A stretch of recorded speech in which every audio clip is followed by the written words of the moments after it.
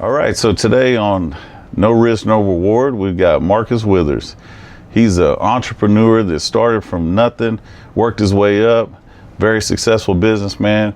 He's got multiple things going on. Welcome, Marcus. Tell us about what you got. Thank you. Yeah, man, my journey started a long time ago. Started back in 93, fresh out of high school.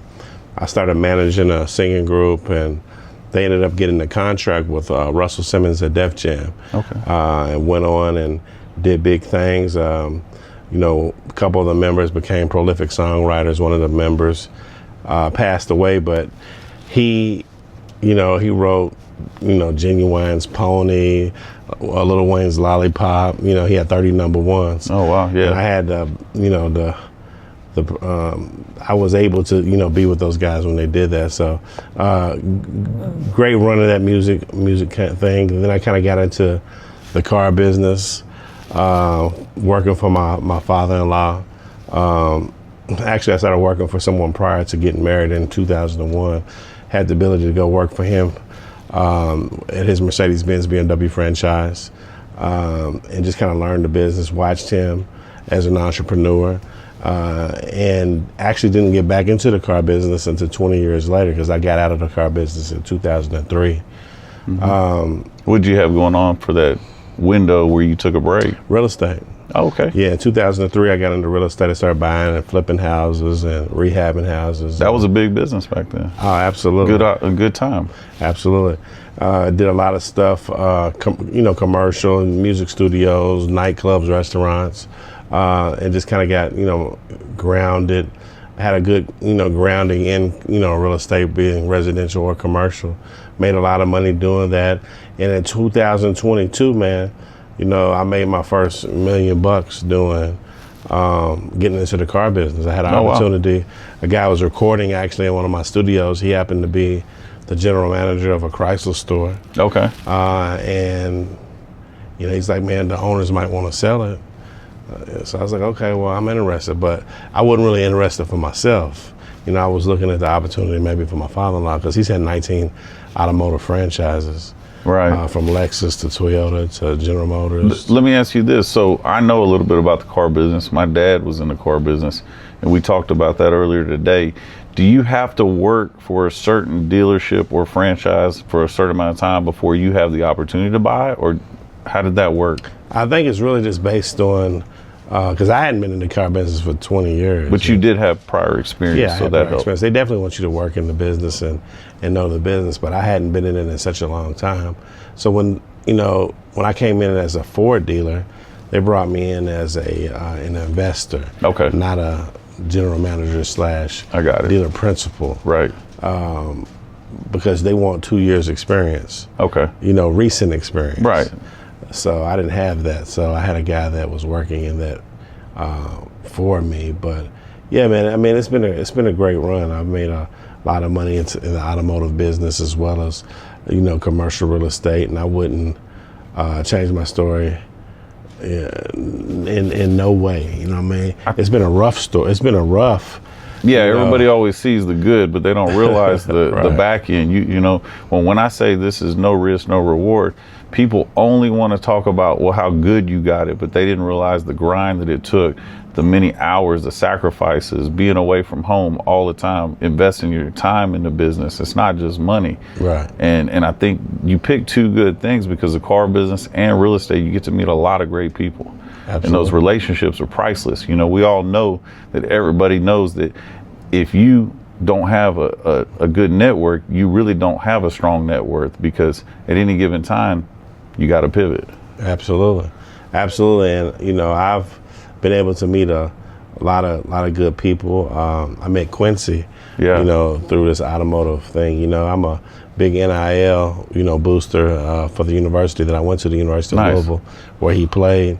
Had an opportunity to meet him, and we bonded to become friends. You know what I mean? So like family, probably. Yeah, absolutely. It's like my nephew. So, yeah. We travel, we hang out, we do things, and it's a good thing, man. I like the automotive business, as well as the real estate, as well as the entertainment. So, I mean, all in all, everything you did was to help people. You provided them a home. You helped them with cars.